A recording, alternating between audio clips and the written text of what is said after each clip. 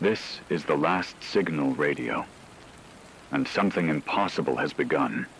The world has shifted in ways we cannot comprehend. Pedestrians pause mid-step. A coffee cup hangs in the air for minutes, as if defying gravity. Machines halt mid-operation. Time itself is breaking. At first, people laughed. They thought it was fatigue, a trick of the light. But then the signs became undeniable. Streets freezing, vehicles suspended mid-crash, birds hovering mid-flight. Entire blocks, entire neighborhoods, frozen, while the world around them continues. No one knows why, no one knows how, and no one knows how long it will last. This is not a warning. This is a report from a world caught in the impossible. Time has faltered, and humanity is beginning to realize we may not be in control anymore. Seconds stretched. Minutes lingered. Entire city blocks became snapshots of suspended life. Cars were frozen mid-collision, tires inches from impact. Birds hovered impossibly in the sky, wings stiff, beaks open, mid-flight. Streetlights flickered, but never changed. The sound of life, the usual hum of traffic, chatter, and engines, stopped. For a moment, the world held its breath. Then the panic began. Drivers slammed brakes against invisible barriers. Horns blared at nothing. Shouts rang into silent streets. People reached out, desperate to touch the frozen pedestrians or objects, only to find the world unyielding. Something impossible had begun. Time, as humans understood it, had fractured. Authorities were initially baffled. Cameras captured normal motion in some streets, while adjacent blocks were frozen in frozen tableaus of chaos. Clocks ticked unevenly. In one building, minutes stretched into hours, while in the next, seconds passed normally.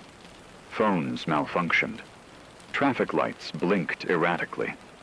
Everyday life had fractured into zones of active motion and suspended reality. Scientists scrambled, calling it a temporal anomaly. Satellites monitored frozen city centers, capturing images of cars hovering above streets, pedestrians frozen mid-leap, and construction cranes locked mid-lift. Theories ranged from gravitational interference to a glitch in reality itself, yet no explanation fit. The patterns were too precise, too calculated, too consistent to be random. Citizens began to panic. Streets were unsafe. Walking across a crosswalk became a gamble. What was safe in one moment could be frozen the next. Shops, offices, and transit systems ground to a halt unpredictably. People trapped in frozen zones reported sensations of floating, vertigo, and disorientation, as though time outside continued while they remained suspended in a personal, isolated eternity. Media coverage, when possible, struggled to keep pace. Reporters broadcast from neighborhoods where seconds stretched into impossibly long intervals, while other districts functioned normally. The world saw these anomalies, and fear spread faster than frozen zones themselves. People called friends and family in neighborhoods that were still moving, only to hear panic in their voices, or silence when time had paused around them. Governments issued warnings, avoid frozen zones. But no one knew how to identify them in advance. Streets and city blocks blinked in and out of suspension unpredictably. 1 minute, a person could walk safely down a sidewalk. The next, they could be trapped mid-step for an unknown duration. Chaos seeped into daily life. Early reports indicated injuries. Cars halted mid-motion, trapping drivers. Construction equipment stopped mid-drop, crushing machinery and halting workers. Time's faltering became dangerous, not merely bizarre. And still, the frozen zones spread, creeping like invisible fingers into adjacent streets. The first truly terrifying realization hit humanity simultaneously. This was not an isolated event. It was spreading. From a handful of city blocks, frozen zones began appearing across the city, then in neighboring cities. Time's failure was no longer a curiosity. It was a creeping catastrophe. The ordinary world was dissolving into pockets of motion and stillness, and no one could predict which streets, buildings, or lives would be caught next. Even as fear escalated, there was a strange, surreal beauty in the frozen moments. A cyclist hung suspended mid-air, their shadow stretching across the street. A flock of pigeons froze mid-flight, wings spread like fragile sculptures. Dust from a construction site floated motionless in sunlight. But behind this eerie beauty lurked the deadly truth. Humans could not fight this. They could not outrun it. Time itself had fractured, and the world was now an unstable, unpredictable stage where survival was measured in seconds, and those seconds could last a lifetime. This was only the beginning. Frozen zones would not remain local for long. As night fell, reports from distant cities hinted at the same impossibility. Pedestrians frozen mid-step, vehicles suspended in motion, machines paused mid-operation. Time was slipping its leash across the globe, and humanity was just beginning to realize it. It was no longer a local anomaly. Frozen zones began appearing in neighboring districts, then leaping across entire cities. Streets, skyscrapers, highways, millions of people suspended mid-motion, frozen in their routines. Their lives paused as though the universe had arbitrarily pressed a pause button. Pedestrians hung mid-step. Vehicles hovered inches from collisions.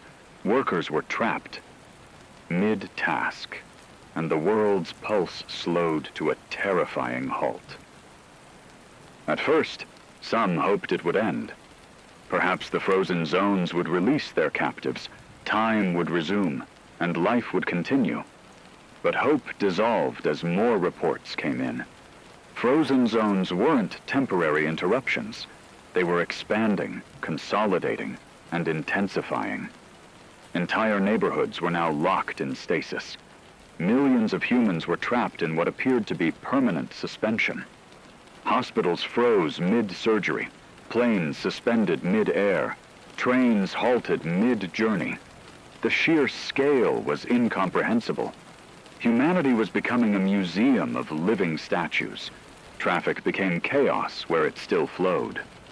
Streets that should have carried millions were now perilous, punctuated by frozen vehicles, suspended pedestrians, and machinery locked in mid-operation. People moving through unfrozen zones felt as though they were navigating an alien landscape. Still bodies littering streets, mid-air objects, and half-finished meals suspended on tables. The frozen millions were everywhere, silent and immobile, a haunting reminder of how fragile life had become. Governments attempted intervention, but all systems failed. Emergency services could not reach those trapped. Hospitals struggled as medical staff themselves became frozen. Airports, seaports, and train stations ground to a halt. Factories and utilities stopped functioning unpredictably, causing cascading failures. Humanity was trapped in a world where the normal rules of cause and effect no longer applied. Scientists watched in terror. Satellite images revealed a horrifying truth. Frozen zones were spreading globally. Entire cities blinked in and out of suspension. Patterns emerged. Some zones expanded in spirals, others in grids, as if time itself were being manipulated with intention. The number of frozen people climbed by the millions each hour. Streets, parks, and buildings were filled with immobile citizens, trapped in a silent, perpetual present. Panic spread like wildfire among those who could still move. Crowds gathered around frozen loved ones, shaking them, shouting, desperate to free them. But no response came. Entire families were frozen mid-meal, mid-embrace, mid-laughter. Millions more were suspended in solitude.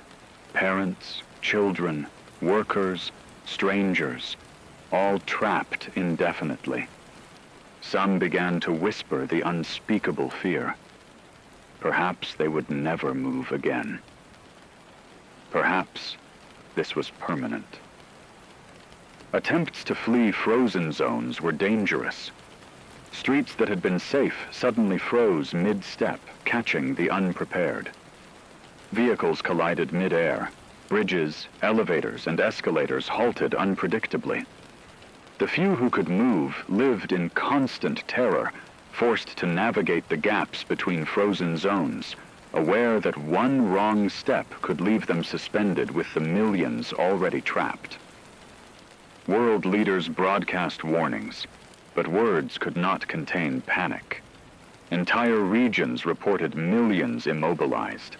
Food supply chains failed. Communications faltered. Civilization, even partially, was collapsing under the weight of a frozen humanity. Emergency systems operated in uneven time frames, some responders frozen mid-action, others free, but unable to comprehend the fractured rhythm of reality. The scale was staggering. Streets were grids of frozen lives, sidewalks crowded with suspended pedestrians, cars hovering in mid-traffic, planes locked mid-flight. The world was slowly transforming into a landscape of living statues. Reports suggested that as frozen zones expanded, those trapped might never move again. Humanity was being systematically paused, a living snapshot captured by forces unknown. And yet life outside the frozen zones carried on with surreal dissonance. Rivers of people flowed through gaps between frozen streets, whispering in horror at the millions trapped mid-motion. The contrast was horrifying. The living moving past the dead in motion, navigating a world that had suddenly become both alien and lethal. Scientists and horologists began searching for patterns, clues, cycles. But the deeper the analysis went, the more terrifying the realization. The frozen zones were deliberate, intelligent, almost aware. They expanded, adapted, and consolidated in ways that suggested a cruel, deliberate order. Humanity was no longer merely witnessing chaos. It was being subjected to an incomprehensible global-scale experiment in survival, while millions hung suspended in the ultimate limbo, potentially forever. The world had fractured into zones of motion and immobility. Cities, neighborhoods, streets, all over the planet held millions of people trapped in frozen time. There was no clear pattern for safety.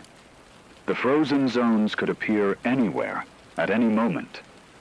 Life had become a precarious dance around stillness, with every second carrying the risk of being claimed, suspended, and trapped in eternity. As the day ended, reports came in from continents half a world away. Entire city blocks frozen, millions more trapped, and no end in sight. Humanity was realizing a horrifying truth. This was not temporary. Time had become a predator, and millions of people had already been caught, potentially forever. The world itself had become unrecognizable, a global catastrophe unfolding second by second, leaving humanity struggling to survive in a universe where the flow of time itself had fractured. The world teetered on the edge of chaos. Governments struggled to maintain control, but every system faltered. Frozen zones erupted unpredictably, halting traffic, factories, and communication networks. Hospitals ground to a halt mid-procedure. Airports were gridlocked with planes suspended in mid-air. Millions of people were immobilized, trapped as the very fabric of life paused around them. Emergency services could only react in the few moments when time flowed normally. But even then, every movement was perilous. Markets collapsed. Food and water distribution became erratic as trucks froze mid-route. Power grids fluctuated as workers and equipment halted without warning. Entire districts were abandoned, not out of choice, but because frozen streets and buildings made navigation impossible. People abandoned homes and offices to escape zones that might trap them forever, only to find that the boundaries of motion and stasis shifted unpredictably. Society's structure disintegrated rapidly. Cities once bustling with millions became ghostly landscapes of frozen lives. Families were suspended mid-step, mid-conversation, mid-laughter. Those who could still move wandered among the statues, desperate to reconnect, terrified to get too close. Public services were paralyzed. Police, fire, and medical personnel could no longer function in a reliable manner. Chaos was inevitable. Fear spreads faster than frozen zones themselves. People hid indoors, barricading themselves, uncertain if the next moment would trap them or those around them. Panic turned to desperation. Crowds surged through temporarily safe streets, stampeding over obstacles, ignoring rules, and abandoning everything familiar. Humanity was unraveling under the pressure of a world that no longer obeyed reason or time. Communication became almost impossible. Phones rang unanswered. Messages froze mid-transmission. News outlets tried to report, but reporters were caught mid-sentence, cameras frozen, broadcasts interrupted. Entire continents experienced waves of temporal collapse. Some zones remained frozen for hours, others for days. Millions were immobilized simultaneously, and there was no pattern to predict the next pause. Governments issued warnings, but they were futile. Military units froze during deployment. Rescue operations stalled mid-mission. Strategic decisions became meaningless when time itself refused to cooperate. Leaders could issue commands, but enforcement was impossible. Civilization was being stripped to its barest bones. Those who could move were isolated, terrified, and forced to improvise. Survivors described streets where frozen humans filled every intersection, vehicles poised inches above pavement, and shops frozen mid-service. Entire cities resembled surreal art installations, grotesque in scale and terrifying in realism. Those still moving had to navigate corridors of suspended life, unsure if their next step would lead them into a frozen trap. The psychological toll was immense. Witnessing millions of people immobilized, unable to speak, breathe, or act, shattered minds. Fear and grief were constant companions. Families were torn apart, with loved ones trapped in temporal limbo, potentially forever. The boundaries between reality and nightmare blurred. Humanity realized that survival was no longer just physical. It required mental resilience, focus, and an ability to read the patterns of a fractured world. Even as frozen zones spread from city to city, the phenomenon showed a terrifying intelligence. Some districts froze entirely, while neighboring areas continued moving. Patterns emerged only to shift again, making prediction unreliable. Humanity was learning, slowly, that understanding these cycles might be the only way to preserve life. But every new day brought uncertainty. Millions remained trapped, and the consequences of miscalculation were absolute. Society, as it had existed, ceased to function. Economies, governance, social networks, public services, all meaningless when the flow of time itself could halt. Humanity became fragmented into pockets of movement surrounded by frozen billions. Isolation, fear, and uncertainty became the new norms. Life persisted only in fleeting intervals, measured by the chance of being outside a frozen zone. The first global truth emerged. The catastrophe was no longer local. Time had become a force beyond comprehension, capable of immobilizing millions at once. Civilization was not just challenged, it was disassembled, frozen in mid-step, and forced to confront a reality in which the very concept of continuity had been destroyed. Humanity faced a new world, one where survival meant navigating a planet in which time could pause without warning, and millions of people were trapped indefinitely in a silent, motionless eternity. Those who could still move discovered quickly that survival was no longer a matter of strength or speed. It was about timing, observation, and instinct. Streets and neighborhoods were fractured into shifting patches of motion and stasis. One wrong step could leave a person trapped mid-motion for hours or days. Millions had already fallen into permanent suspension. Each movement required careful calculation. Each decision carried lethal weight. People adapted instinctively. Communities formed in zones that remained active, mapping safe routes through partially frozen streets. Every building, alley, and roadway became part of a constantly changing labyrinth. The living learned to watch shadows, vibrations, and subtle shifts in surroundings. Anything that hinted at the edges of a frozen zone. Survival became a skill honed second by second. The psychological strain was immense. Seeing millions of frozen humans, friends, strangers, entire families, locked in impossible poses, haunted survivors. Some tried to help, shaking frozen loved ones, only to be reminded of the cruel permanence. Panic and despair threatened to overtake every moment of clarity. Yet those who persevered realized that calm observation was more valuable than frantic action.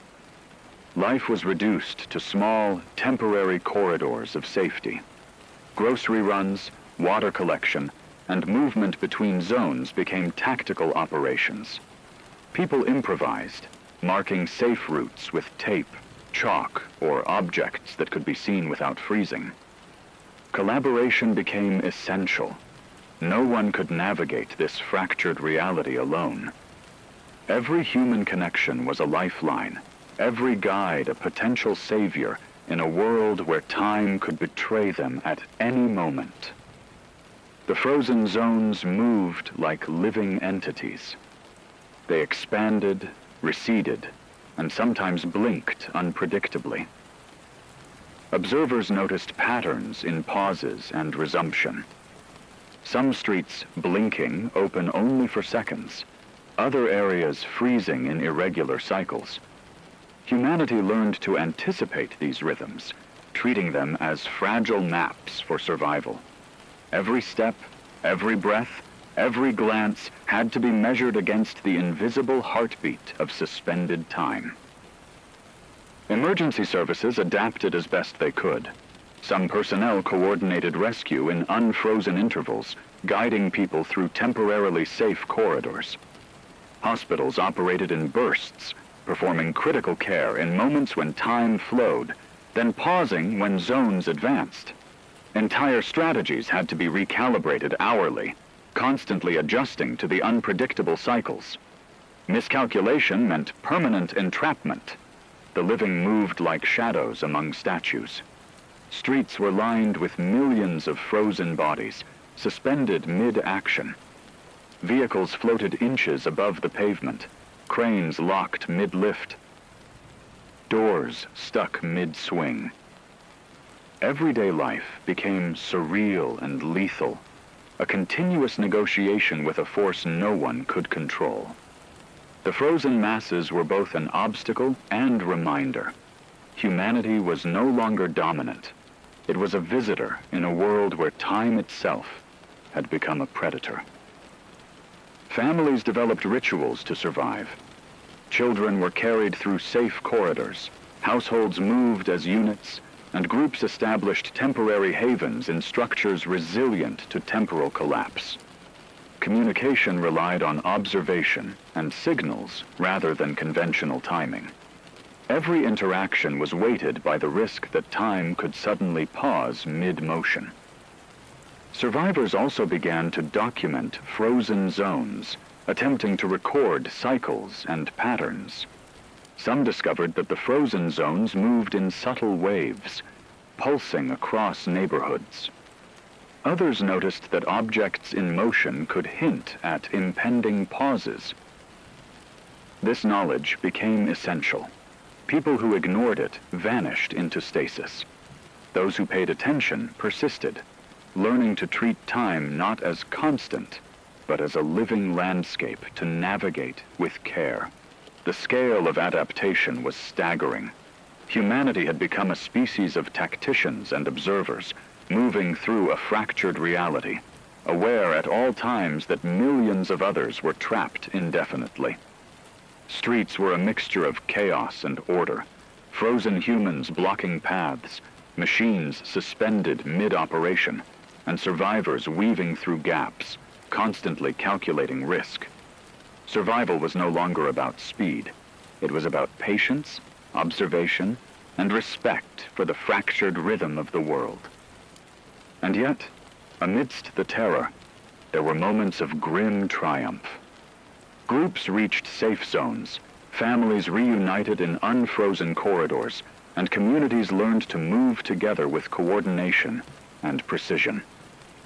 Each successful passage through a frozen block was a victory against a world that had turned against them. But no victory was permanent. Frozen zones could strike at any moment, and the threat of permanent suspension remained ever present. Humanity was learning, painfully and meticulously, to exist in a world where time no longer obeyed its own rules. Movement was no longer guaranteed. Life was no longer predictable, and survival required constant awareness.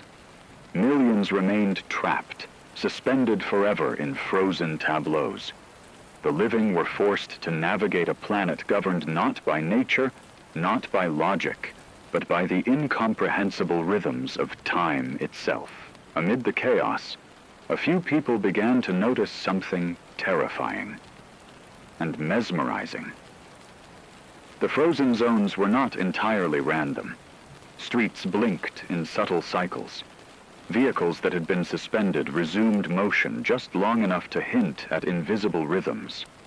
Pedestrians, frozen mid-step, sometimes shifted slightly before resuming complete stillness. It was as if time itself had a heartbeat, pulsing across the city, marking zones of life and zones of stasis. For the first time, the survivors realized that this catastrophe might be intelligible. Patterns emerged in the chaos. Blocks frozen for exactly the length of a single hour. Avenues that paused only after certain movements occurred. Intersections where time seemed to wait for pedestrians to leave. Every frozen mass of humanity was part of a larger, almost mathematical order. Scientists and horologists, some working from makeshift labs in partially unfrozen zones, began mapping the cycles. They recorded the pauses and resumption, marking streets, buildings, and even entire neighborhoods in grids and spirals. It was an impossible puzzle, but slowly, humanity began to see that these patterns could guide survival. Meanwhile, the human experience was raw and intimate. Survivors described approaching a frozen loved one, heart hammering, seeing a parent or child trapped mid-laugh, mid-motion. Each observation, each hesitation, became a lesson. Humanity learned that timing mattered more than speed, that patience could save a life where rashness could trap it forever. The frozen zones became teachers, and the world a classroom of terror and resilience. Observation became essential. Survivors noted how the frozen zones advanced, how some areas seemed to pulse, expand, or recede. Certain streets, blinking open for only seconds, became precious corridors for movement. Others froze with no warning, claiming anyone foolish enough to ignore the subtle cues. Every moment was a gamble, and every small victory carried the weight of survival against a force beyond comprehension. The emotional toll was immense. Watching frozen friends, neighbors, and strangers trapped in suspended life left survivors grappling with grief, fear, and desperation. Families were separated mid-step, lovers frozen mid-embrace, colleagues suspended mid-conversation. Each frozen tableau became a stark reminder that life could be paused at any instant, indefinitely. Millions of humans hung in limbo, unblinking witnesses to a reality that no longer belonged to them. Yet, amid the terror, there were flickers of hope. People began to guide each other through the labyrinth of paused streets, teaching newcomers to recognize the subtle signals. The shift of light on a window, the slight tremor of suspended vehicles, the faintest vibration in the air. Knowledge became survival. The more attuned a person became to the rhythm of the frozen zones, the greater their chances of navigating safely.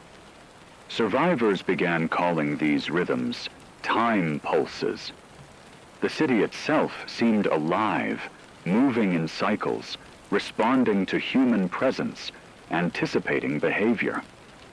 It was as though time was aware, observing every choice, testing humanity's ability to adapt. Each pulse was a wave of life and stillness, and understanding it meant the difference between fleeting freedom and permanent suspension. Satellite imagery confirmed the global scale.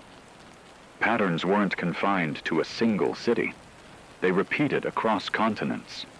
Spirals, grids, and pulses appeared in synchronized sequences thousands of miles apart.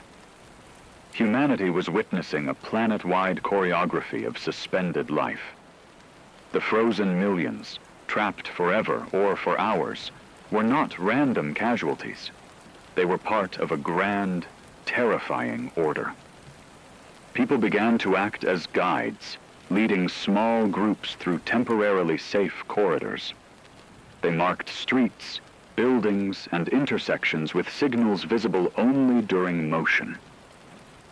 These living maps became lifelines, teaching others to move with the rhythm, to breathe with the city's pulse. Survival depended on understanding the world not as it had been, but as it was now. Fractured, alive, and lethal. And yet, the human experience remained painfully intimate. Every step through a frozen street, every glance at suspended loved ones, every carefully timed movement carried the weight of mortality. Humanity was no longer merely surviving against time. It was learning to read it, anticipate it, and respect it.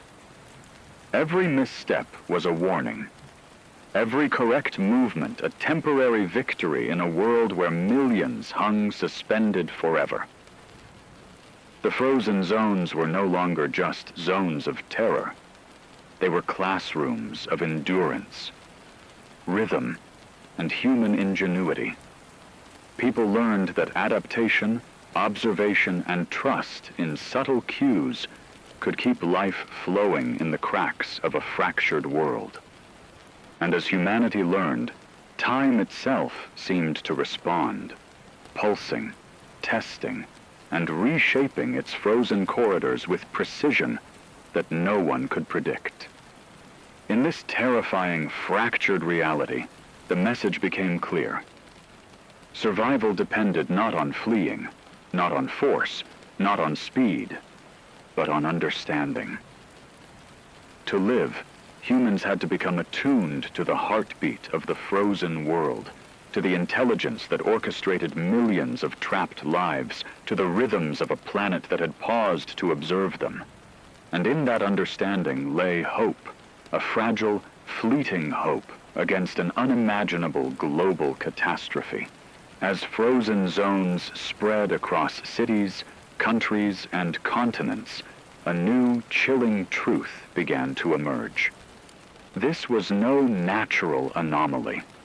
Signals, intercepted communications, and secretive reports pointed to a covert organization, quietly observing humanity's struggle. Known only as the Temporal Analysis Agency, its existence had been speculative until now. The agency claimed the freezing of time was not a random catastrophe. It was deliberate.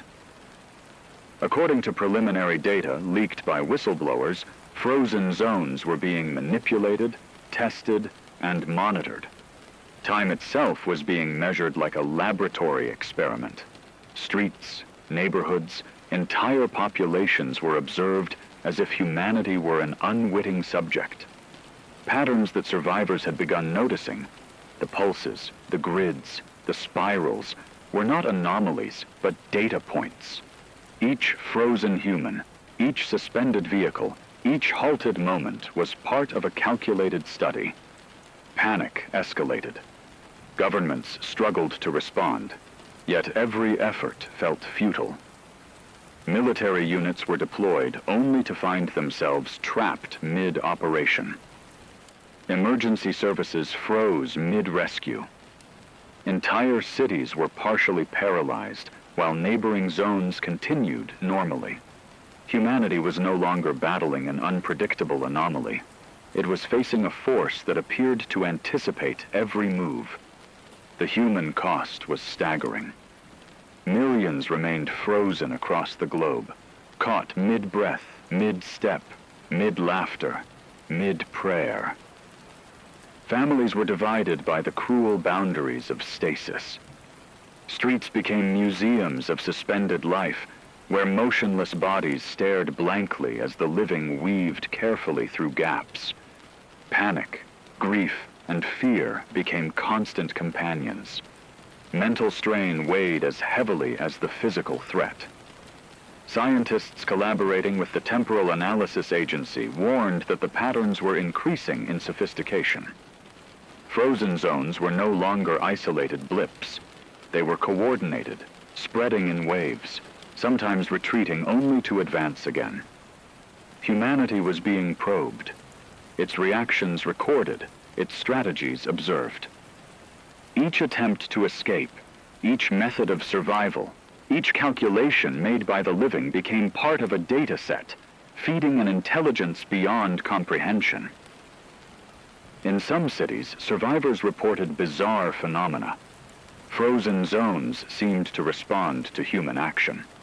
Streets that had been safe suddenly blinked into stasis when observers approached. Objects resumed motion only to freeze again at a new position. Time appeared aware, responsive, testing humanity's limits at every turn. The living were learning that every choice mattered, not just for survival, but because the frozen world seemed to measure, evaluate, and adapt to them. Satellite imagery confirmed the scope.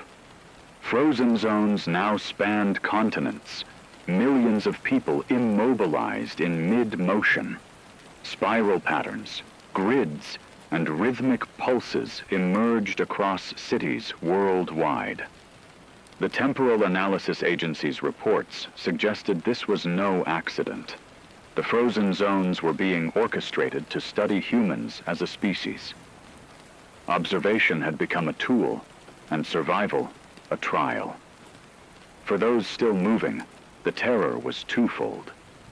the danger of being trapped forever, and the knowledge that every decision was under scrutiny.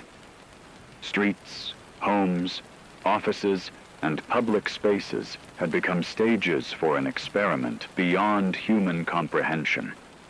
Nothing could be assumed safe. Life depended on interpreting subtle rhythms, following patterns invisible to most, and moving in concert with the fractured flow of time. Public trust collapsed. Governments issued desperate warnings, but the phenomenon's reach exceeded any authority's control. Citizens learned to distrust instructions from above. The only reliable guidance came from those who had observed the frozen zones firsthand. Communities formed networks, sharing routes, signals, and strategies. Survival required cooperation, careful observation, and absolute focus. Even with guidance, the psychological toll was profound. Every frozen human was a reminder of mortality and helplessness. Millions of lives suspended indefinitely, strangers frozen in impossible poses, families torn apart mid-action, each a monument to humanity's vulnerability. The living moved among them like ghosts, navigating streets filled with frozen echoes of what had once been. Some survivors began to speculate about the agency itself. Was it human? Alien? Something else entirely? Were frozen zones truly tests, or warnings, or tools for study? Questions multiplied, but answers remained elusive. Time itself had become both predator and puzzle, and humanity's survival depended on understanding its rules, or at least learning to anticipate its cruel patterns. The world was irrevocably changed. Cities, countries, and continents were fractured into zones of motion and stasis. Millions remained frozen indefinitely, potentially forever. Humanity was learning to navigate this shattered reality, guided by subtle cues, emerging patterns, and shared observation. Every step, every breath, every action became a measured choice in a game whose rules were unknowable. And above it all loomed the chilling possibility. This was not a catastrophe without purpose. It was a global experiment. Humanity was being observed, tested, and measured on a scale never imagined. Time itself had become an adversary, and every frozen person was proof that the world would no longer follow the rules humans once believed in. The stakes had never been higher. Survival no longer depended merely on movement or instinct. It depended on understanding a fractured reality that could freeze millions at any moment, a reality being studied with terrifying precision, where the living navigated corridors of motion while the immobile watched, suspended forever. The frozen zones were no longer confined to a handful of cities. They had become a global plague. Entire capitals, sprawling metropolises, and remote towns were now fractured into motion and stasis. Streets were littered with millions of suspended humans, vehicles mid-crash, bicycles mid-air, and airplanes frozen inches above runways. The scale was staggering, almost incomprehensible. Humanity was no longer merely at risk. It was immobilized in patches, trapped between the living and the eternally frozen. Airports were transformed into surreal monuments of motion halted. Passengers frozen mid-stride, carry-on luggage hovering, flight attendants locked mid-instruction. On highways, cars hung like suspended puppets, engines running, tires inches from asphalt, horns blaring silently. Streets became labyrinths of immobile objects and frozen citizens, forcing the living to weave impossibly carefully between death and suspension. Millions of lives had been trapped indefinitely. Families stared at frozen loved ones, unable to touch, speak, or comfort. Entire offices, schools, and hospitals were mid-function, abandoned in an instant. The psychological strain was unimaginable. The living moved like shadows among statues, every glance, every step a measure of life and death. Panic, grief, and desperation radiated from the corridors of motion, juxtaposed against the horrifying silence of millions trapped in temporal limbo. Natural disasters became catastrophes of impossible scale. A storm rolled in over a frozen city. Raindrops hovered in the air mid-fall, lightning frozen mid-strike. Fires spread through unfrozen zones, but paused upon reaching frozen streets, leaving structures half-consumed, half-suspended in time. Humanity's familiar patterns of weather, chaos, and danger no longer applied. The world had become alien, a stage for forces beyond comprehension. Governments were powerless. Militaries deployed to secure areas only to find personnel and equipment immobilized. Rescue missions stalled mid-evacuation. Communications were fragmented. Entire continents experienced waves of freezing and thawing unpredictably. Millions of citizens were caught in these waves, their lives abruptly halted, potentially forever. The Temporal Analysis Agency's warnings added only to the fear. They claimed that frozen zones were forming patterns, grids, spirals, pulses, across the planet. Time itself, they suggested, was aware, testing humanity's reactions on a planetary scale. Entire populations were now part of an experiment beyond human understanding. Observation was the only defense, yet millions were already trapped beyond reach, a permanent reminder of humanity's vulnerability. On the streets, survivors witnessed surreal and terrifying scenes. A mother reaching for her child froze mid-run, while the child's path remained clear. A cyclist suspended mid-jump hovered over a busy intersection as cars passed around them.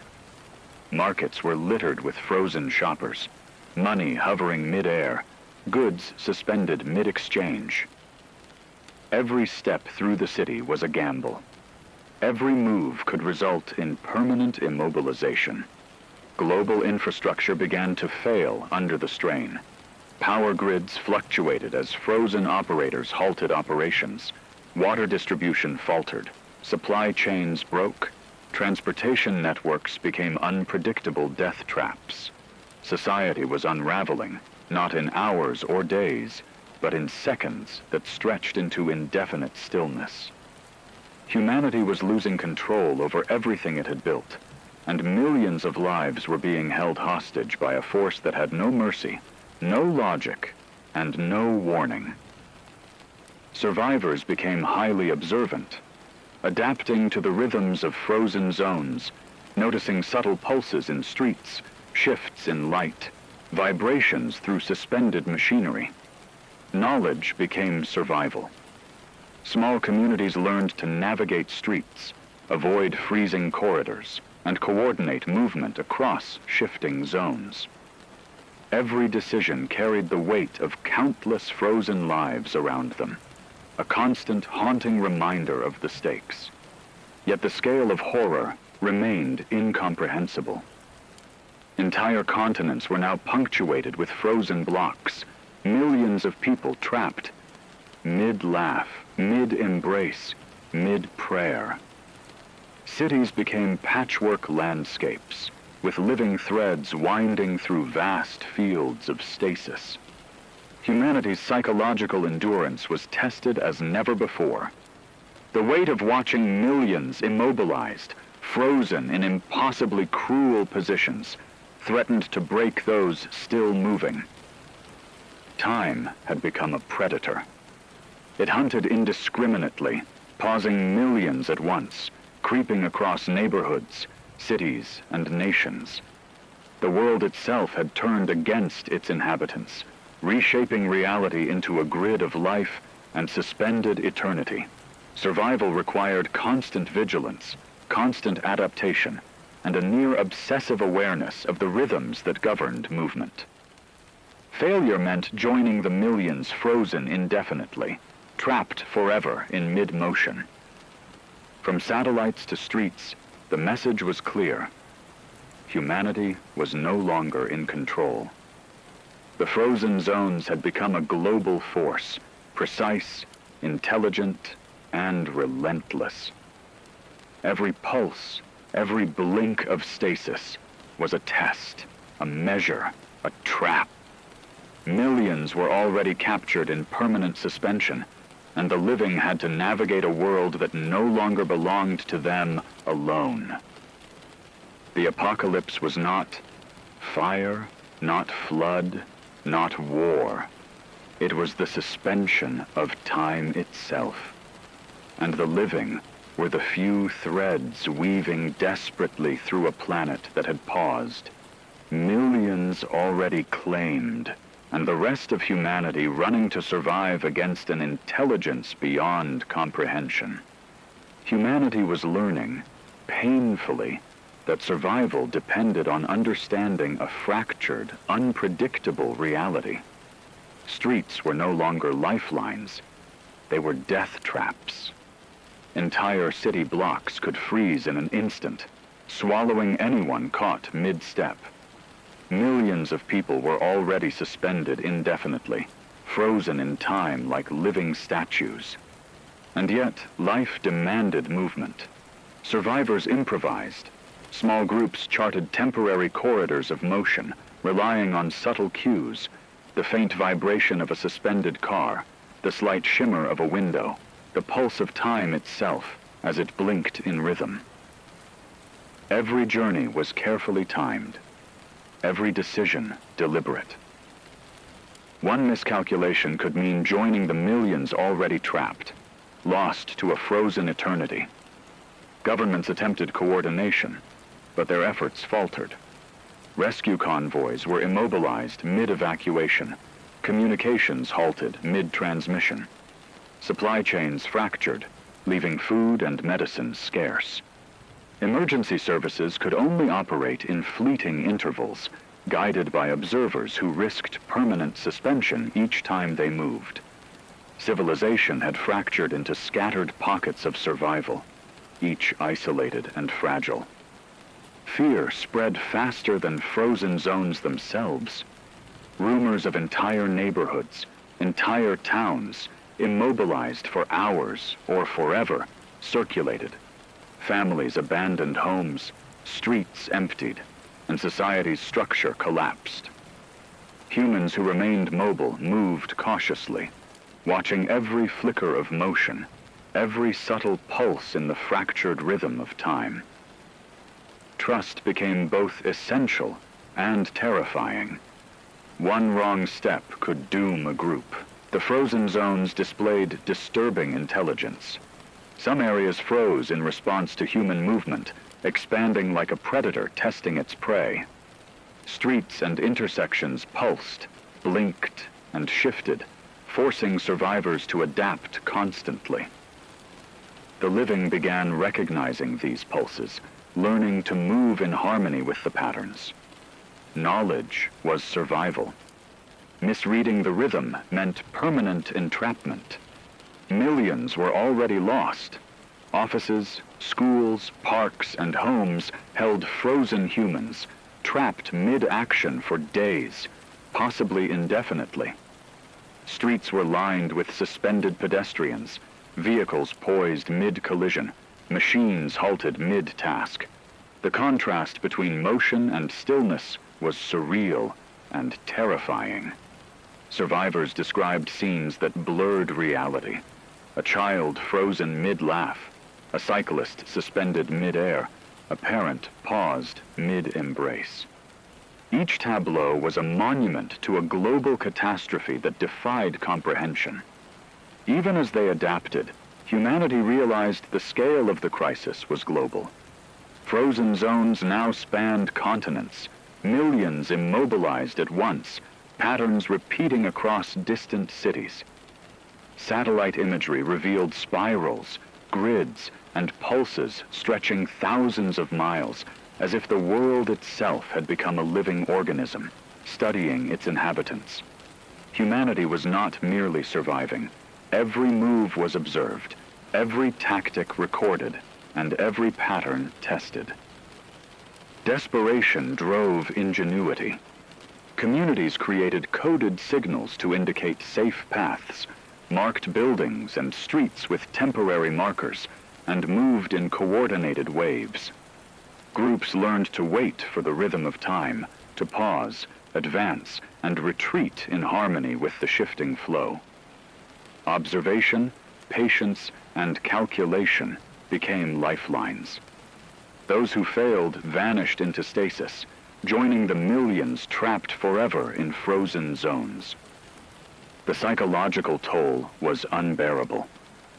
Survivors carried guilt for those left behind, grief for frozen loved ones, and terror at the possibility of joining them at any moment. The constant tension, the need for acute awareness, and the unpredictability of time's pauses created a pressure that threatened to fracture minds as surely as streets had fractured under frozen vehicles. Humanity had become a species of observers, tacticians, and shadows, moving carefully among statues of the frozen dead. Yet even in the chaos, some hope flickered. People documented patterns, shared knowledge, and guided newcomers through the labyrinth of motion and stillness. The living learned to interpret subtle cues, the vibration of suspended machinery, the shimmer of frozen objects, the rhythm of streets blinking in and out of stasis. Survival depended on understanding these patterns, on reading the pulse of a world that no longer followed its own rules. And still, the frozen zones continued to expand, creeping across continents, immobilizing millions more. Entire regions became frozen landscapes, the living confined to narrow corridors of temporary safety. Humanity realized that survival might be temporary at best. The frozen zones were patient, unyielding, and infinitely precise. Millions were already lost, trapped forever, and the rest existed in a fragile balance, moving carefully between pulses of time that could freeze them in an instant. The world had become unrecognizable. Civilization was fractured, society reduced to scattered survivors navigating a planet that had turned against them. Life was no longer guaranteed. Every street, every building, every step carried the risk of permanent suspension. Humanity had become observers in a planet-wide experiment, constantly adapting, constantly moving, but always aware that millions of others were frozen forever. Monuments to a force beyond understanding. Time had become a predator, and the living were its prey. Humanity's survival depended on ingenuity, coordination, and patience. Every successful passage was a victory.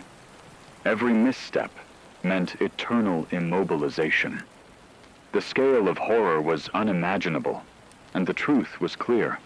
The frozen zones were not just expanding. They were asserting dominion over a world that had once been ruled by humans. Millions were trapped, and the rest were fighting a battle against a force that had no mercy, no pattern visible to the untrained eye, and no end in sight. The world had become a patchwork of frozen lives and precarious motion. Streets, cities, and entire regions were now fractured into unpredictable zones. In some areas, seconds flowed normally. In others, minutes, or entire days, stretched into suspended eternity. Millions of humans were frozen forever, trapped mid-step, mid-breath, mid-thought. The sheer scale of immobilization was beyond comprehension. Humanity was no longer dominant. It was at the mercy of a force that ignored our rules, our logic, our expectations. Survivors moved cautiously, aware that one miscalculation could be their last. Streets teemed with frozen bodies, vehicles poised inches from collisions, machinery frozen mid-operation. The juxtaposition of motion and stillness was surreal, terrifying, and relentless.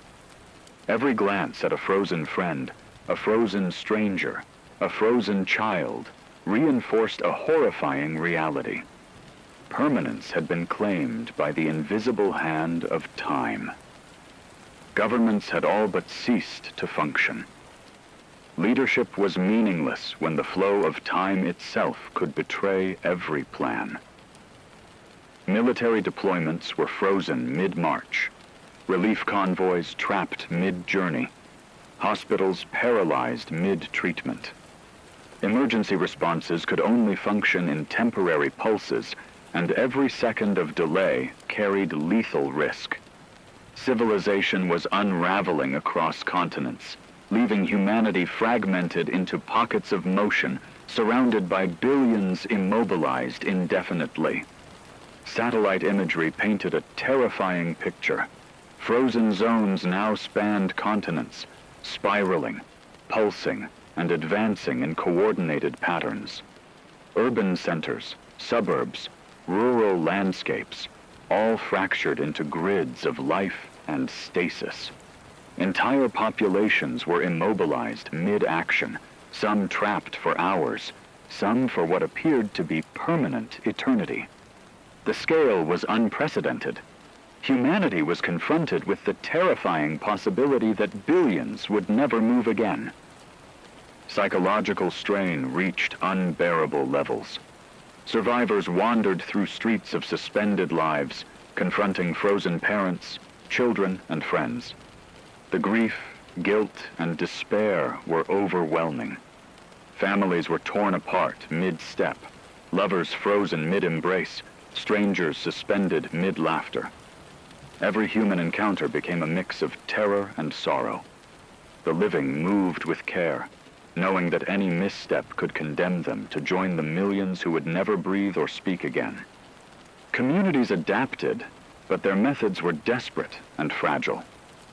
Small groups shared knowledge, marking safe corridors, interpreting subtle pulses of time, and moving in synchronized patterns.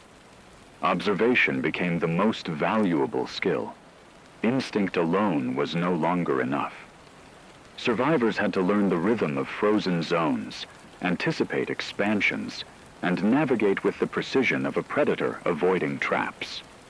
Yet even with knowledge, safety was temporary. Every pulse carried the risk of instant suspension. Natural forces interacted with frozen zones in terrifying ways. Rain froze mid-fall in some districts. Wind halted mid-gust in others. Storms approached frozen cities, with lightning and debris suspended in mid-air.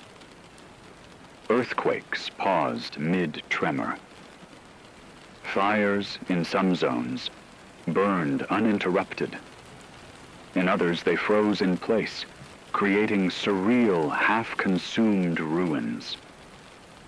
Humanity no longer had predictability, no consistency, no safe passage through the planet's landscapes. Every natural law seemed subverted. Observation revealed subtle intelligence in the frozen zones. Certain areas tested movement, freezing paths only when humans approached.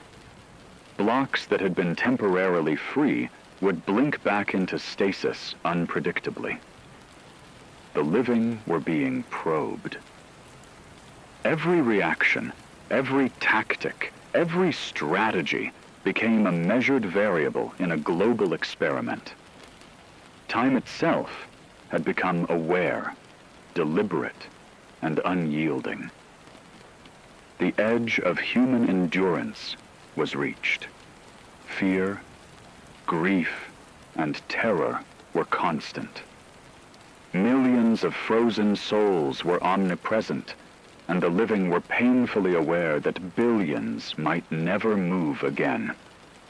Humanity was reduced to shadows, observers, tacticians navigating a planet where the rules had been rewritten by a force beyond comprehension. Survival was fleeting. Every breath, every step, every heartbeat was an act of courage and calculation. The scale of horror was now unmistakable. Frozen zones had become vast landscapes of suspended eternity. Millions were trapped mid-motion forever. Survivors realized that the world they had known, the streets, the cities, the rhythms of daily life, no longer existed. Civilization had fractured, leaving only the living threads weaving through a global tapestry of immobility.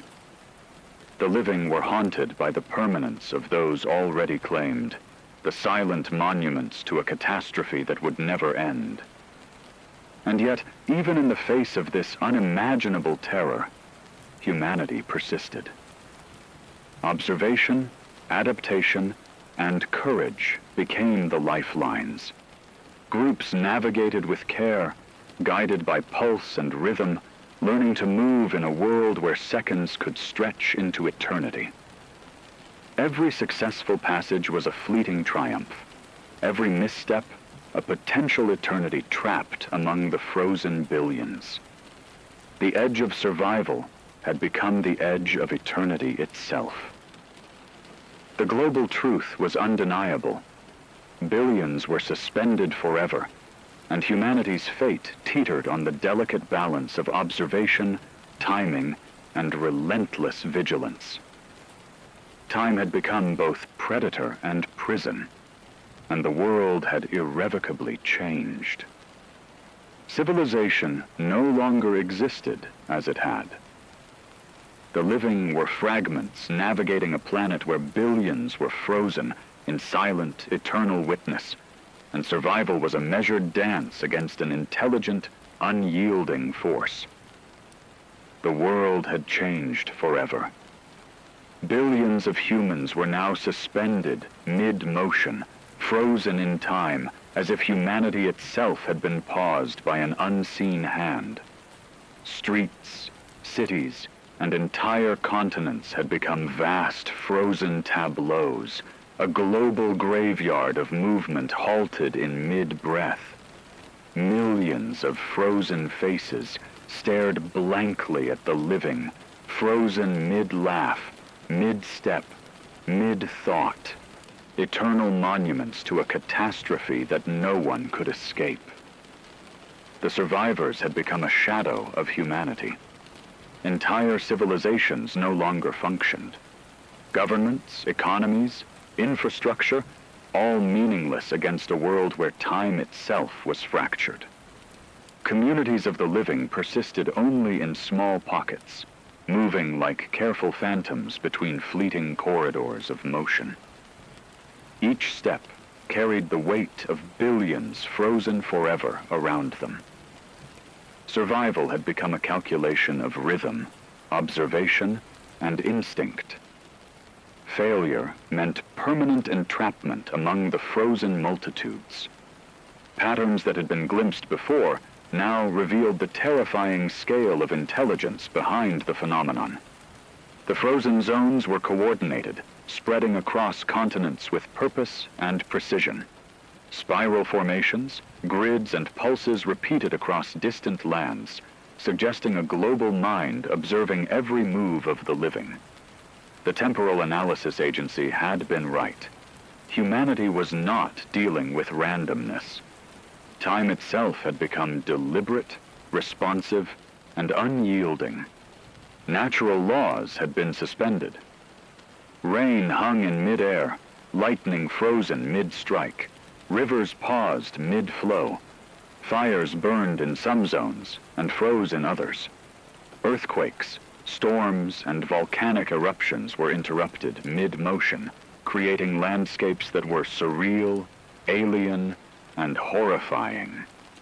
The world had become a stage for forces beyond comprehension, a place where humans were no longer masters of their fate. Psychological strain was unbearable. Survivors moved among frozen loved ones, friends and strangers.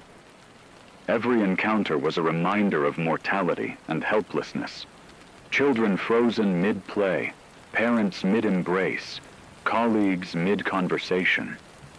The living were surrounded by the silent witness of billions. The weight of seeing eternity in the eyes of frozen humans was inescapable. Fear, grief, and despair became constant companions. The living learned to adapt, but survival was temporary and fragile. Safe corridors were fleeting, and each successful movement was a victory against an omnipotent force. Observation, coordination, and patience became essential. Every misstep could result in joining the frozen billions, a permanent addition to the silent, immobile population. Humanity had become a species of tacticians and observers, navigating a world that had turned against them. Yet even in this nightmare, the human spirit endured. Communities shared knowledge, documented patterns, and guided newcomers through shifting zones. They learned to anticipate pulses, move with the rhythm of frozen time, and treat seconds as precious resources. Each successful passage was a defiance of the global catastrophe that had immobilized billions. Every breath taken in motion was a triumph against a world where life had been arbitrarily suspended. And still, the truth was undeniable. Most of humanity was gone. Not dead, not alive, but trapped forever. Streets, buildings, parks, entire regions held frozen populations, untouched by time, a permanent testament to the incomprehensible force that had claimed them. The scale was horrifying. Billions suspended indefinitely. Billions more forced to live in constant fear of becoming one of them. The final reality became clear. Humanity was no longer in control. The world was no longer ours. Time itself had become an adversary, intelligent, deliberate, and merciless. The living existed in fragments, moving cautiously among the frozen billions, learning to survive in a planet where every second could become an eternity of suspension. Civilization had fractured into a fragile network of observation, rhythm, and adaptation, constantly threatened by the relentless advance of frozen time. No rescue would come. No reversal of the frozen zones appeared possible. The living were condemned to navigate a world where billions were already trapped forever, and where every step, every decision, and every movement was a test. Humanity had become observers in a planet governed by a force beyond comprehension, a force that held billions in eternal limbo and forced the rest to move as ghosts in the gaps of a frozen reality. In the end, the world was unrecognizable. Civilization existed only in pockets of fleeting motion, surrounded by the silent, eternal witness of billions frozen mid-life. Time had claimed dominion. Humanity had survived, but only just, moving cautiously through a world that had been irrevocably rewritten. The apocalypse was not fire, flood, or war. It was the suspension of time itself. The earth, the cities, the people, all were monuments to a force beyond reckoning. Humanity had endured, but the cost was unimaginable. Billions would never move again, and the living would forever walk in the shadow of the frozen, navigating a planet where every heartbeat, every breath, and every second had become a deadly gamble, in a world where time itself had paused to claim dominion. The frozen world was complete. Humanity existed as fragile threads in a tapestry of stasis, forever haunted by the immobile millions that had been claimed by eternity. Survival was temporary. Observation was constant. And the pulse of frozen time continued, relentless, intelligent, and terrifyingly absolute.